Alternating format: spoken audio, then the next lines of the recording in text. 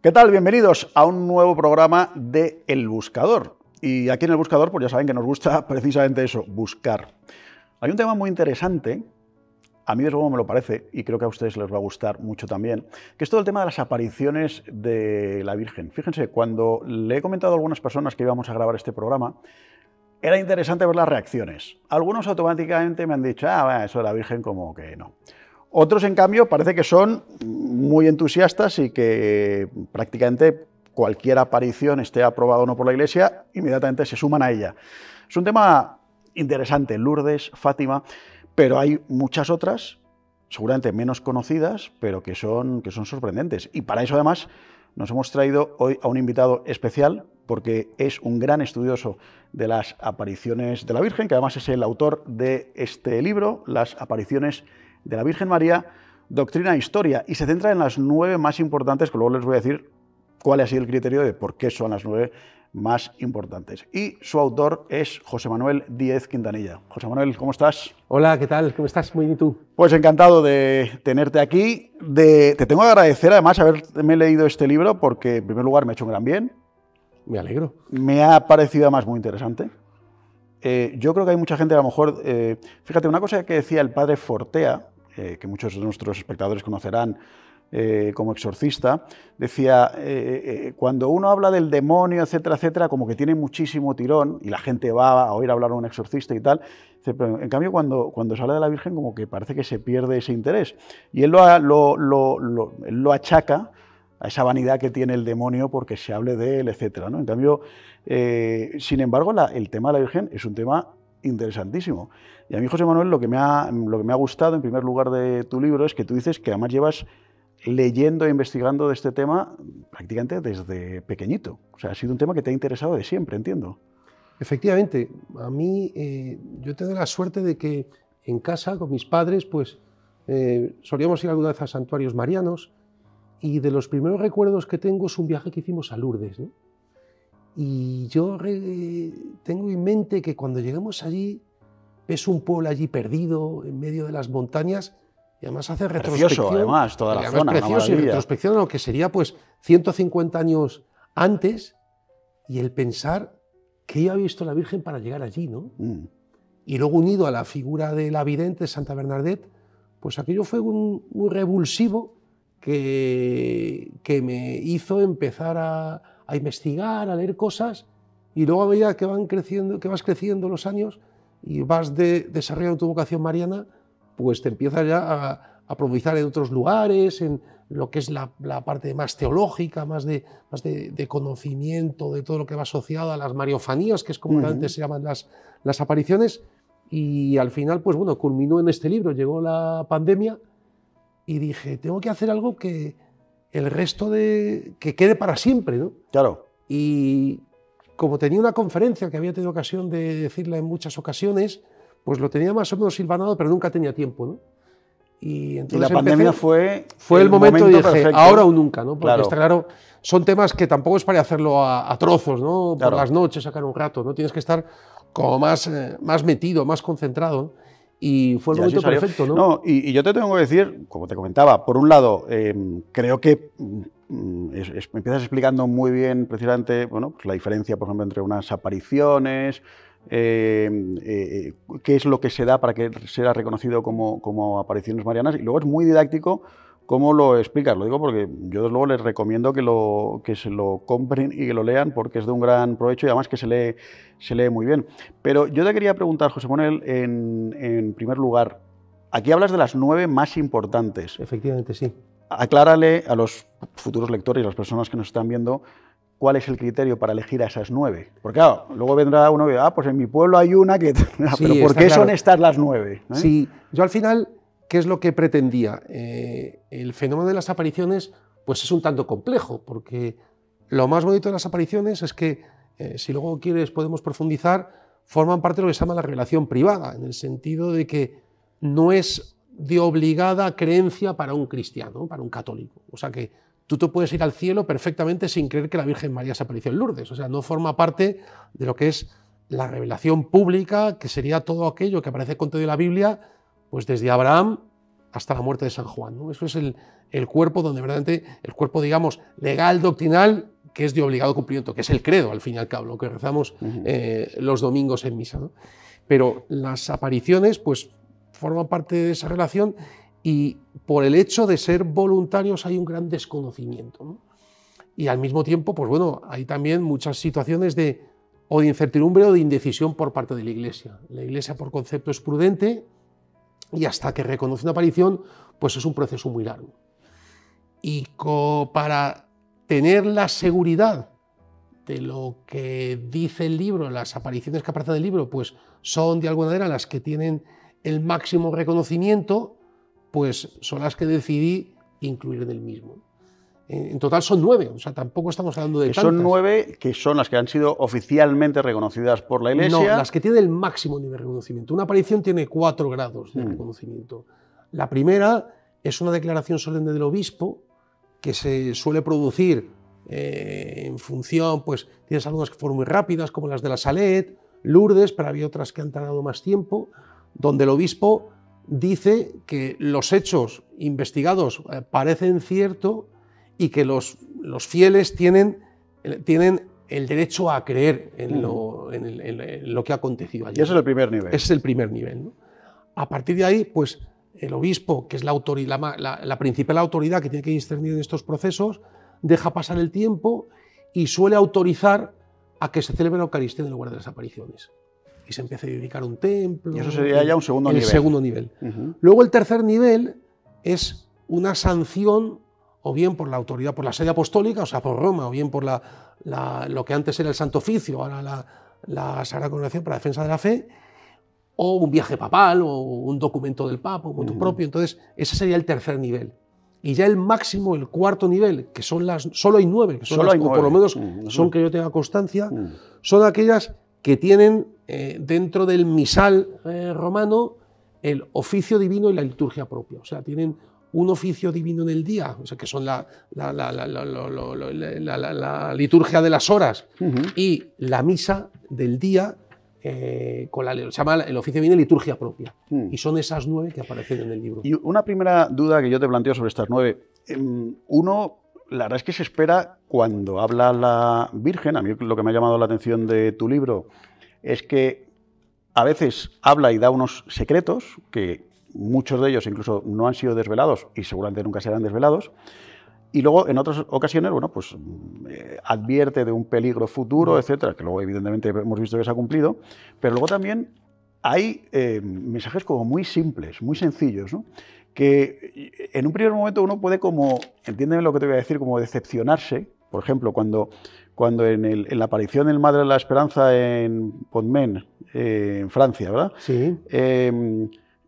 Cuando dice orad, ¿no? O sed siempre buenos. Mi hijo se deja conmover. O sea, son cosas... Claro, o sea, como en un primer momento, yo te confieso, digo, joder, pues como que esperar más. Luego efectivamente lo pienso y digo, bueno, es que esto es lo esencial, ¿no? O sea, entiendo que por eso estos mensajes de la Virgen muchas veces son tan sencillos, ¿no? Está claro. Y es que además hay que ponerlos en un contexto, ¿no? Tú dices Pontmain, ¿no? Pero Pontmain se preguntan las circunstancias donde la ciudad de Pontmain estaba a pocos kilómetros del frente, iba a ser invadida y arrasada por los prusianos, ¿no? Por la guerra franco-prusiana. Entonces, pues había que rezar para que, como luego así ocurrió, pues las tropas se acabasen retirando de un modo inexplicable, ¿no? Y ese mensaje de oración, al final, o de conversión, yo creo que los mensajes se podrían reducir siempre en 2 palabras, oración y conversión, ¿no? Es que es sencillo. O sea, la fe, el mensaje que nos traslada la Virgen, que al fin y al cabo lo que quiere es abrirnos las puertas del cielo, es muy sencillo, no hay que ser tan complicado, no hay que volverse loco. Al final, ya lo dice Jesucristo en el Evangelio, ¿no? Hay que hacerse como niños, ¿no? Claro. Y por eso muchas veces los videntes son niños, ¿no? Eso te iba a preguntar, bueno, me llama mucho la atención, ahora iremos un poco por las 9 apariciones, pero en la mayoría de ellas me llama la atención, efectivamente, son niños. Luego es curioso que no es que haya un patrón de conducta, lo digo para a lo mejor la gente que no conozca, a lo mejor piensa que solamente las personas ya con arrebatos místicos tienen apariciones marianas, ¿no? Aquí había niños que no eran practicantes, que no eran prácticamente ni creyentes. Me ha llamado mucho la atención el caso de, creo que uno de los niños, que sus padres eran miembros del Partido Socialista de Bélgica, y que, por supuesto, bueno, pues no tenían ninguna creencia ni ninguna práctica. Otros, sin embargo, sí eran niños muy religiosos, pero sí se repite el tema de los niños, es curioso. Sí, por la inocencia. Al final, estos mensajes, este fenómeno de las apariciones, solo lo puedes entender desde el punto de vista de una madre a sus hijos. Al fin y al cabo, la Virgen, su primer dogma es el de Madre de Dios. Y si es Madre de Dios y nosotros somos hijos de Dios, pues por silogismo también es nuestra madre, ¿no? Y una madre que quiere siempre lo mejor para sus hijos. Y luego, por ejemplo, es muy curioso, me ha parecido llamativo precisamente en Podmen, cuando van los niños, que en este caso sí que eran niños muy piadosos, etcétera, y empiezan a traer a otros niños, y los niños eran los únicos que veían a la Virgen. Y creo recordar que no sé si es la madre de uno de ellos, dice, vamos a traer a tal religiosa porque ella es mucho mejor que vosotros. Efectivamente. Una religiosa y no ve nada, pero la religiosa es humilde y dice, no, estos niños dicen la verdad. Claro. ¿Verdad? Sí, no, son fenómenos muy, muy curiosos, ¿no? Y sobre todo te llama la atención pues los que decías al final en Bélgica, ¿no? Pues gente atea o muy apartada que la Virgen pues bueno, les da la oportunidad y al final pues acaban convirtiéndose, ¿no? Y son los padres los primeros defensores de que su hijo, su hija pues está diciendo lo cierto, ¿no? En Lourdes pasa un poco lo mismo, ¿no? Donde los padres pues desde el primer momento cuando ven la transformación y la continuidad de la conducta de Bernadette pues se dan cuenta que hay algo, ¿no? Pero por el contrario en Fátima pues la madre de Lucía en ningún momento cree en las apariciones y de hecho le llega a pegar porque no se lo cree, ¿no? Y cuando al final se va a morir, intenta hablar con su hija, no le dejan y ahí dice, este es el último cáliz que me ha tocado por estas apariciones, ¿no? O sea que al final, pero en el caso de la madre de Sor Lucía, no era porque no creyese a su hija, sino porque ella no entendía que con su humildad unos humildes campesinos, pequeños ganaderos ahí en la zona de Fátima, la Virgen de Dios se pareciese a ellos, ¿no? Claro. Hay otro que me ha llamado mucho la atención y que te confieso que no conocía, el de la Virgen de los Pobres de Vanox en Bélgica, que esto, que además era una niña, que la familia no era practicante, que vivía en la indiferencia religiosa, y tú pones en el libro como que siempre ocurre mucho en la oscuridad, ¿no? Es decir, que en la oscuridad del jardín de la casa, si no recuerdo mal, aparece la luz de la Virgen, pero siempre está todo como envuelto. Y además, creo recordar que es esta aparición, la de Vanox, en Bélgica, que ocurre pocos años antes de que los nazis entraran en Bélgica, ¿verdad? Sí. No solo pocos años antes de que llegasen los nazis, sino lo que es más impresionante, 20 y pocos días después de las otras que ha habido en Borín, ¿no? También. Donde el nexo, imagínense por un momento que el párroco de Vanó había ido a Borín y le había pedido a la Virgen que si era verdad, porque había ido con un hermano suyo que también era sacerdote, que de alguna manera él haría una novena para que si era verdad se convirtiese a alguien de su parroquia. Y que a los pocos días tiene noticias de que en su parroquia una niña, que además, bueno, de familia para nada creyente, le dice que se le apareció la Virgen. Imagínense por un momento la perplejidad de ese sacerdote y lo bonito de estos casos es que el sacerdote pasa lo mismo en Lourdes, ¿no? Esos sacerdotes durante todo el proceso pues están en su parroquia, el culto sigue, van confesando a la gente y van viendo la transformación que se va produciendo en las personas, ¿no? en la gente que asiste a las apariciones, ¿no? Y como, por un lado, la responsabilidad de tener que decidir sobre algo, pues que tiene mucha trascendencia, ¿no? Porque si todo es verdad, pues muy bien, pero si todo es mentira, el ridículo que haces. Por otro lado, vas viendo esa transformación, esas confesiones, eso que la gente empieza a fluir a tu iglesia. O sea, que yo para nada siempre digo que no me gustaría nunca estar en la posición pues, de Monseñor Periamar en Lourdes, de este sacerdote, no me acordará su nombre, en Vanó, del obispo Zumárraga en Guadalupe, porque vaya papeleta, ¿no? Pero fíjate, por ejemplo, aquí en tu libro, a lo mejor algunos estaban preguntando, bueno, ¿y en España hay alguna aparición? Pues sí, hombre, la primera, ¿no? De hecho, la de la Virgen del Pilar, que a lo mejor, José Manuel, muchos se piensan que es parte, pues no sé, del folclore o de las tradiciones, pero no, estamos hablando de algo Vamos a ver, bien registrado y bien documentado dentro de que aquí hay una cosa, han pasado 2000 años. Aquí hay un fenómeno, ¿no? Que es el que, o sea, podrá ser verdad o no verdad, pero la devoción que tú percibes cuando vas a Zaragoza al Pilar, o sea, eso no puede ser fruto de una invención. Y cuando ves la devoción a María que siempre ha habido en España, de hecho, pues San Juan Pablo II siempre la definió como la tierra de María, ¿no? Algo tiene que haber, ¿no? Y qué cosa más bonita que no es verdaderamente una aparición, porque por los tiempos de los que estamos hablando sería más una bilocación.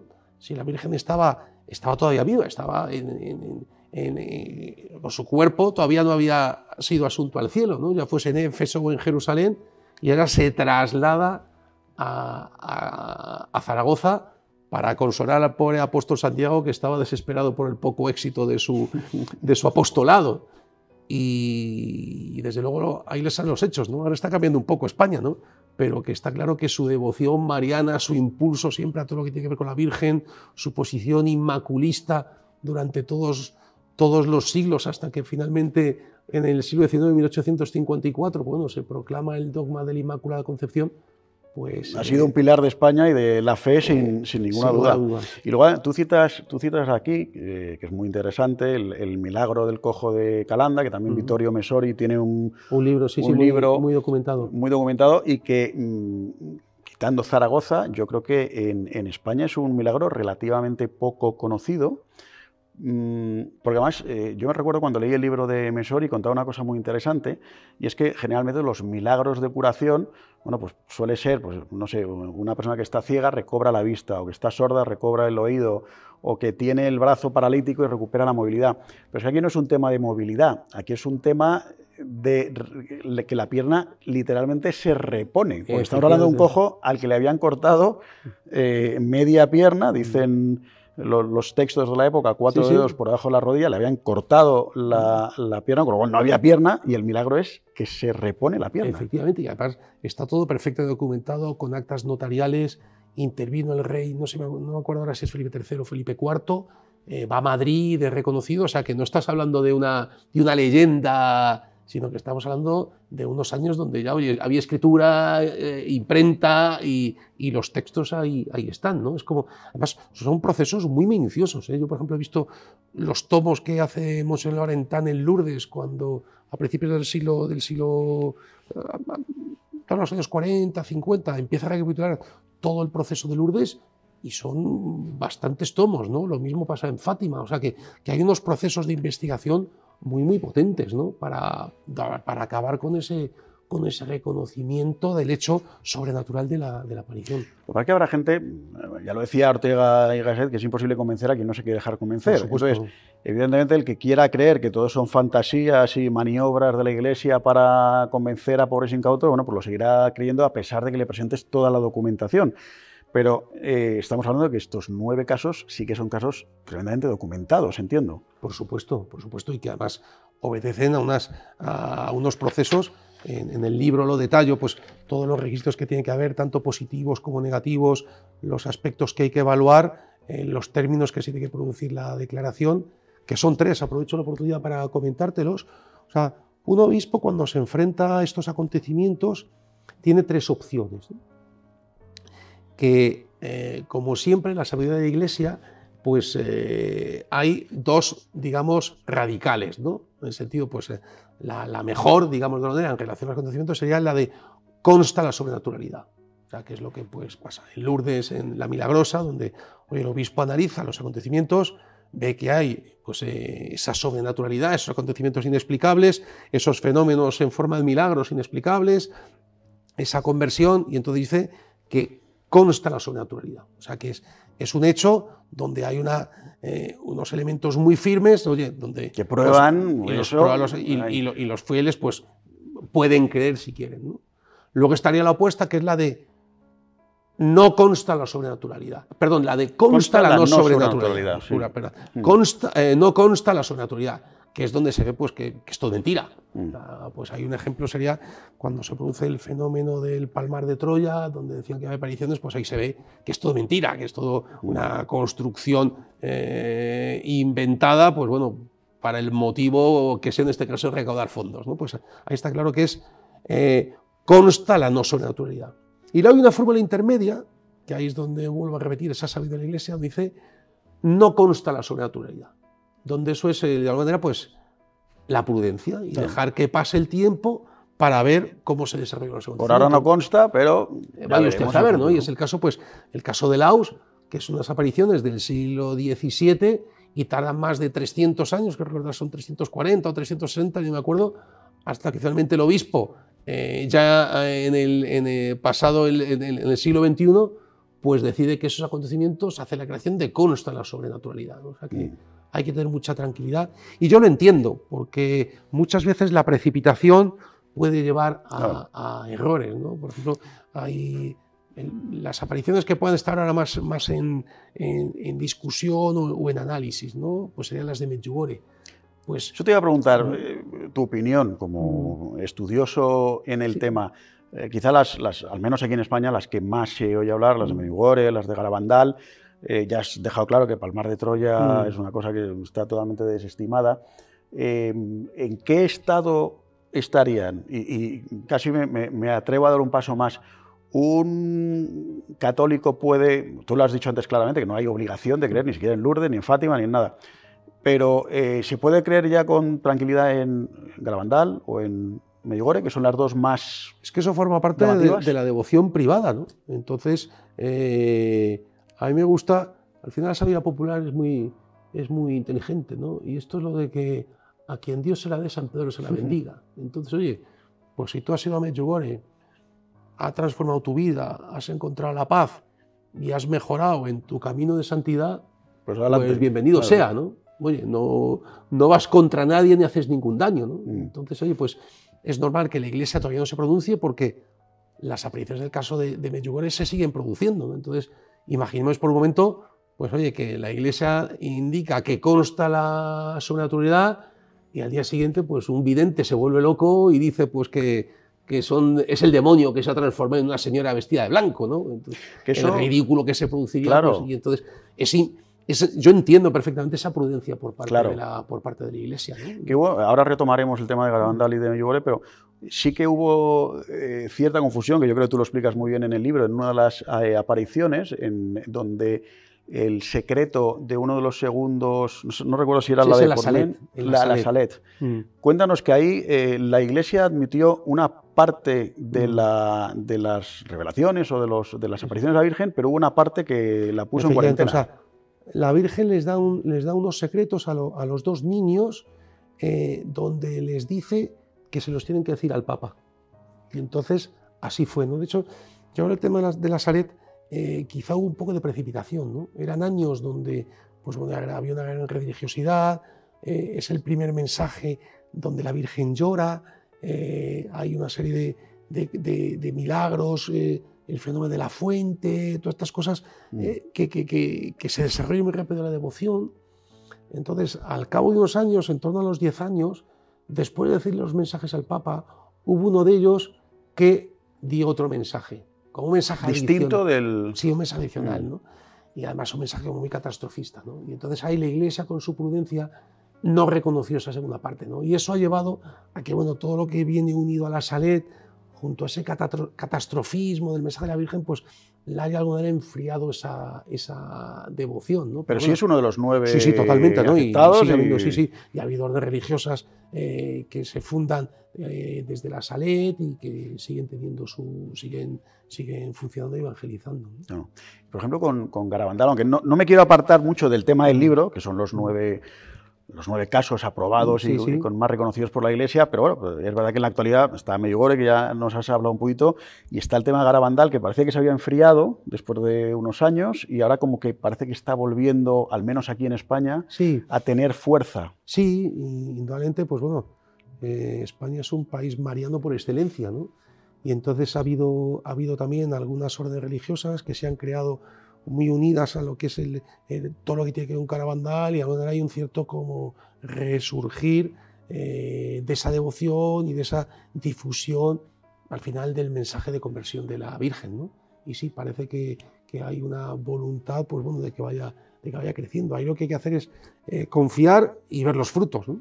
Y veremos luego con el tiempo, pues, qué es lo que ocurre. ¿Tú te atreverías a predecir cuál va a ser la 10ª aprobada por la Iglesia, además de estas 9? Hay muchas muy avanzadas, ¿no? Por ejemplo, están las de Quibejo en Ruanda, donde esas ya están en el tercer nivel. O sea, no ha habido viaje papal, pero bueno, hay un documento en su momento del cardenal Ratzinger, cuando estaba al frente de la Congregación para la Doctrina de la Fe, que donde se manifiesta ya esa certeza, se celebran misas. Yo tengo la oportunidad de ir ahí al santuario y están ya, pues bueno, no sé en qué fase estará para ese último reconocimiento litúrgico, ¿no?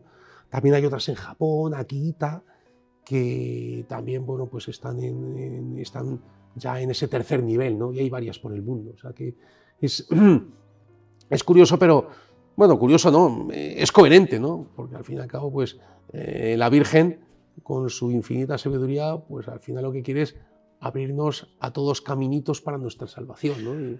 Lo que pasa es que es llamativo, y te lo habrán preguntado muchas veces, de las 9 apariciones que tú recoges aquí en tu libro, la primera ocurre en el siglo I, que es la de Santiago y la Virgen del Pilar, en Zaragoza.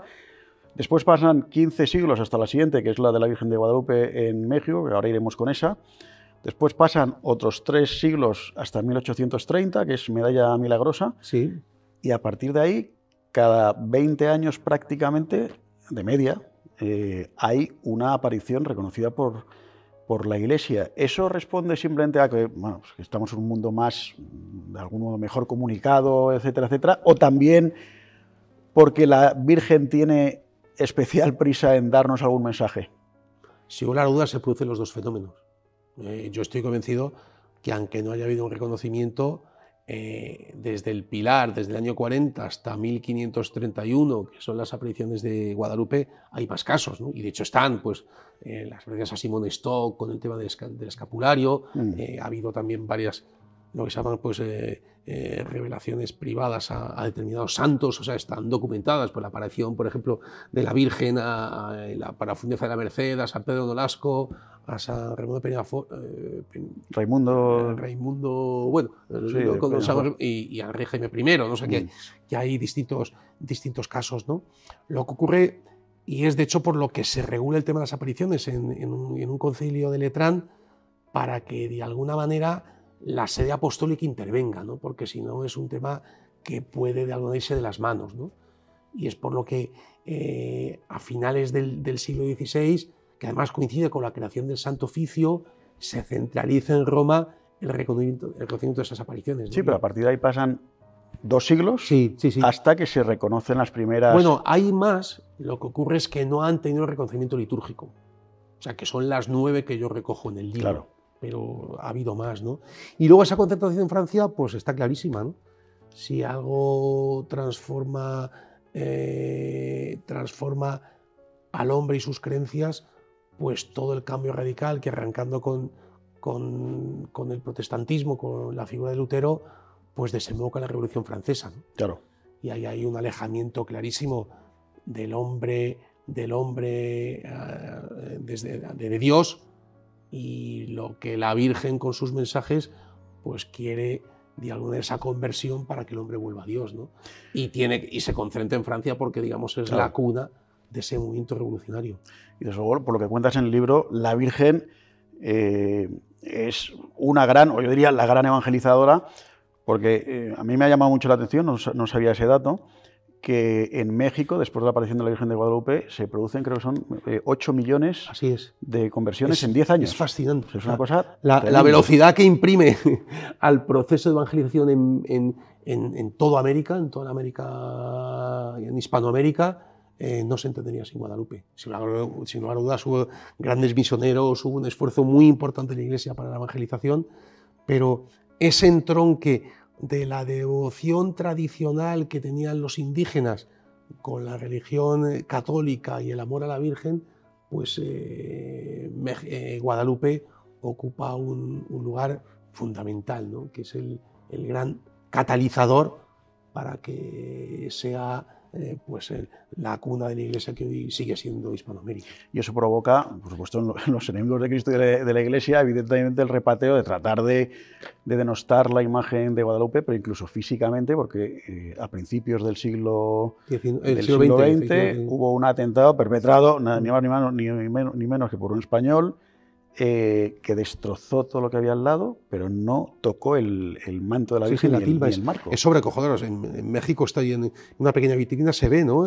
El crucifijo que estaba delante de la tilma está totalmente resquebrajado, como si hubiese habido un escudo que frena la onda expansiva y la tilma se queda intacta. O sea, y de hecho, y hasta el cristal, que no era un cristal blindado ni era nada. Y de hecho, México sufre una persecución del nivel o incluso hasta más grave de la que tiene España en los años 30, ¿no? con multitud de mártires, todo el movimiento cristero. O sea que en México, digamos, el mal ha tenido mucho interés en destruir esa devoción y no lo han conseguido. Para mí es de las cosas más sobrecogedoras que he tenido ocasión de vivir, es ir un fin de semana, en cualquier fin de semana del año, a la villa, al santuario de Guadalupe, y ver la devoción del pueblo humilde mexicano, cómo se llena la basílica, cómo acuden, con qué devoción y cómo rezan a su madrecita de Guadalupe, ¿no?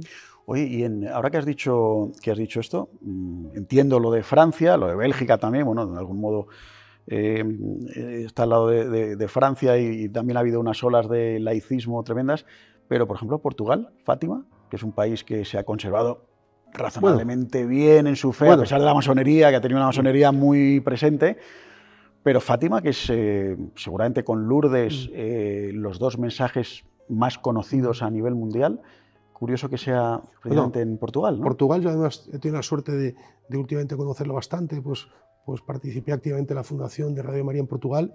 En Portugal no hay que olvidar que a principios del siglo XX se produce un atentado por parte de la masonería y la anarquía, movimientos internacionales, donde mueren el rey y el príncipe heredero.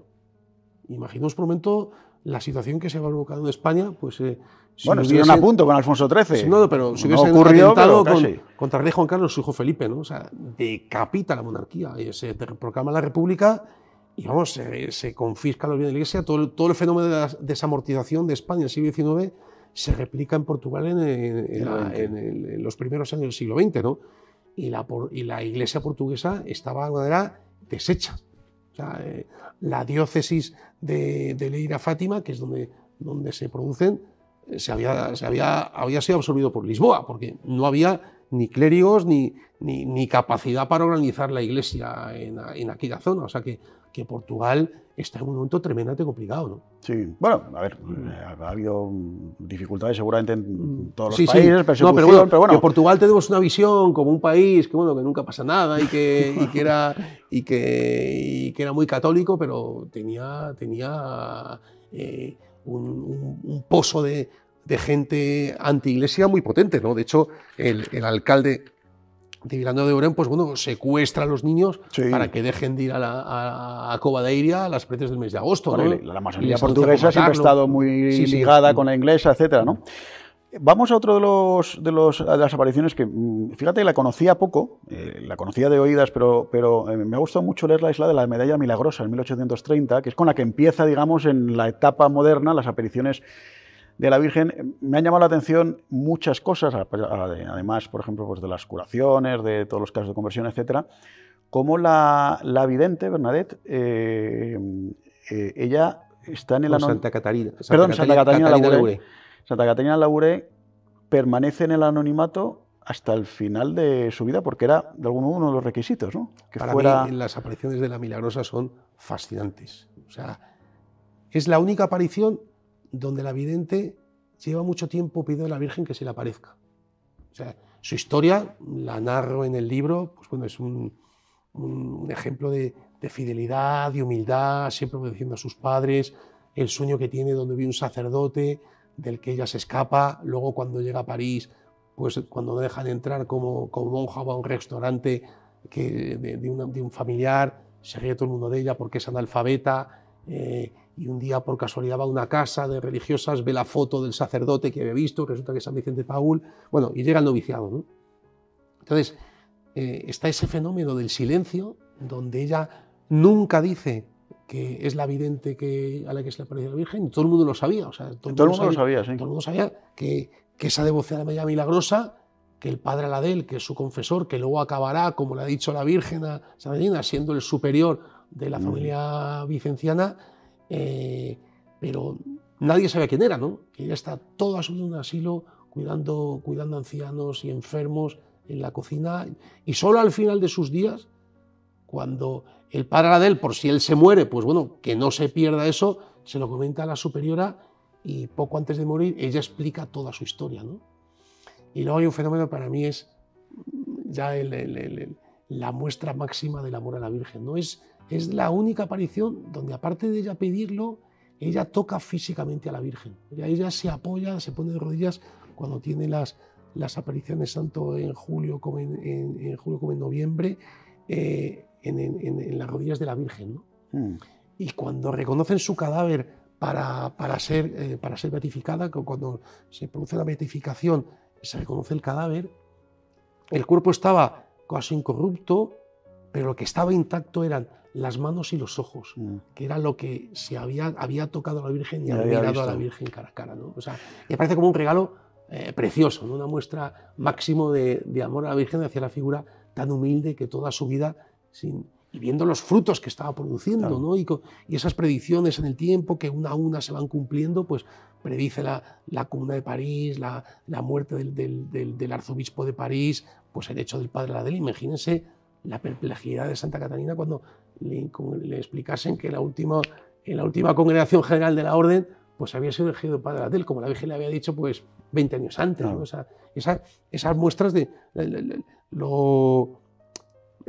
las dudas que en algún momento pueden tener estos videntes, y que luego a lo largo de su vida, pues cómo van viendo que todo ese mensaje se iba diciendo, o Sor Lucía, ¿no? Que claro, la Virgen le dice que ella pues tiene que quedarse más tiempo en la tierra y que sus primos se los va a llamar pronto, ¿no? Una de ellas también que he leído que ella predice que su propia muerte, dice, tendréis que forzar la puerta para entrar en mi casa, en un pueblo perdido. En el caso de la Salet. La Salet, ¿verdad? La chica, sí. Oye, ¿por qué crees? Otra cosa que está alrededor de estas apariciones es, por supuesto, la incredulidad, que se ve en todos los casos, de que si los videntes están locos, que si intentan engañar, que si no sé cuántos, y la burla, A mí me llama la atención eso, que en todo el tema de las apariciones de la Virgen y todo lo que tenga que ver con la Virgen, como que hay un especial inquina, un especial interés por burlarse de las apariciones. ¿A qué crees que se debe? Pues al final es la cruz. O sea, el vidente, pues él también está sujeto a un proceso de purificación, ¿no? Y dentro de esa purificación, pues está la humildad para aguantar todas las ofensas que pueda sufrir. O sea, que se te aparezca la Virgen no es luego una cosa maravillosa, ni se te facilita la vida, ni nada. Es una auténtica cruz. O sea, a mí hay dos casos, te puedo poner dos ejemplos, ¿no? En el caso de Sor Lucía, que es la única que queda, pues hay un momento, ya pasado el año 20, o sea, 3 o 4 años después, donde al final deciden quitarla de en medio, ¿no? El obispo de Leiria Fátima, que acaba de ser nombrado porque se reconstruye la diócesis de Leiria Fátima, pues habla con la familia y la envían a Oporto a un internado, ¿no? Y entonces pues ella se va, ¿no? Y de hecho tardará muchos años en volver a Fátima, ¿no? Vuelve para la primera misa, creo recordar, y luego ya no. Vuelve, yo creo que hasta que vuelve con Juan Pablo II. Bueno, sí, vuelve también con Pablo VI. Pero ¿y es algo 70. Personal? Y entonces el obispo le envía a estudiar, la saca de Fátima para que no estés del día con todos los peregrinos que empiezan a llegar y tal. Y entonces, en verano, cuando ella se va a ir ya a España, porque luego se traslada ya a Tui y luego a Pontevedra, pues le va a administrar el sacramento de la confirmación, ¿no? Viene su madre y está durante ese tiempo de catequesis pues en una finca que tenía el don José Correa Silva, que era el obispo, ¿no? Y él, como persona inteligente, les espiaba por las tardes cuando iban a pasear por los jardines de la finca, ¿no? Y él se da cuenta de que el mensaje, ya hay muchas pruebas, ¿no? Pero lo que él contará luego en sus memorias, que le ratifica en la certeza de las apariciones, es que madre e hija se ponen a cantar canciones típicas portuguesas. Ah, sí. Entonces, se le cuenta en las memorias, Sor Lucía, que se les entrecorta la voz y se ponen a llorar, ¿no? Recordando aquellos años felices antes del 13 de mayo del año 17, donde las familias, como era tan normal en aquella época, pues por la noche, después de los trabajos del campo y de cenar frugalmente, pues en las puertas de la casa rezaban el rosario, cantaban, el fresco tradicional de Castilla, ¿no? De las familias a la puerta de casa, claro, cantan, toman algo y tal, ¿no? Claro. Entonces, se puede ir recordando eso y lamentándose de que de eso ha desaparecido con las apariciones, claro, ¿no? Y que su vida se ha transformado. Ellos tuvieron que vender su mejor finca, que era Cova de Iria, que tenía los mejores cultivos dentro de su pobreza, y tuvieron que permanecer fieles. O sea, claro, a Sor Lucía le cambió la vida, de ser una niña que se habría casado y había tenido su familia y tal, pues bueno, toda su vida, pues bueno, tuvo que ser fiel a ese mensaje y fue una verdadera cruz, ¿no? Y luego además, en contra de lo que a lo mejor algunos puedan pensar, ni mucho menos todos acabaron siendo santos. Es decir, hay algunos que sí, por ejemplo Santa Catalina Labouré, Santa Bernadette, también dos de los pastores sí, ya están canonizados, de Fátima, pero luego hay otros bueno, pues que vivieron su vida, sí, me imagino, lo mejor que pudieron, o tal, y alguna entró en un convento de religiosas y abandonó, otro no le admitieron, si no recuerdo mal, en un seminario para hacerse sacerdote. En fin, que fueron unas vidas como muy, muy variadas. Aunque el mejor para mí es Juan Diego, ¿no? Que él se queda como indito ya, con más de 50 años, todo el resto de sus días, creo que vivió como unos 20 años, sí, porque muere en torno a 1550, barriendo la capilla donde estaba la tilma. No está en la gran basílica que se hace posteriormente, sino que en lo que se llama la capilla, cerca de la capilla de los indios, había otra pequeña capilla allí, y él toda su vida estaba allí, pues explicando a la gente lo que era la tilma y barriendo la puerta, ¿no?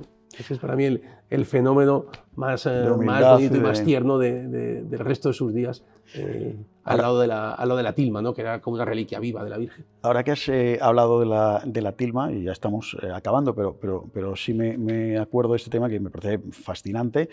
La tilma, que era el traje, el poncho, digamos, que llevaba Juan Diego en el momento de la aparición, que recordemos que recoge las rosas, las abre delante del obispo y iba a decir se pinta, no es exactamente, ahora nos explicarás por qué no es exacto decir eso, pero aparece la imagen de la Virgen.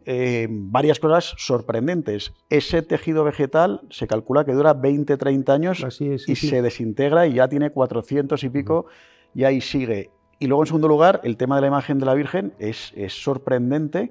Yo creo que además eso, en fin, cualquier escéptico, si ve y estudia objetivamente las pruebas científicas que le han hecho a la tilma, yo creo que se queda sin argumentos. Es inexplicable, ¿no? O sea, es como una estampación, o sea, y los estudios que se han hecho es como si estuviese flotando. O sea, no es pintura, no hay pintura. No es pintura, es ya digo, como si fuese una estampación que ha provocado esa imagen de la Virgen y que está viva. O sea, dicen que tiene una temperatura de 36,5 grados, que si se ausculta con un fonendo, pues que se notan como los latidos de un corazón, el fenómeno de los ojos, que con grandes ampliaciones pues se ve como si fuese una fotografía de una persona con apariencia de obispo y una serie de individuos. Que está como reflejado en la retina. Eso es del momento de la aparición, y luego es inexplicable con su relación a lo largo del tiempo, ¿no? Y hubo un momento que accidentalmente cayó un ácido y luego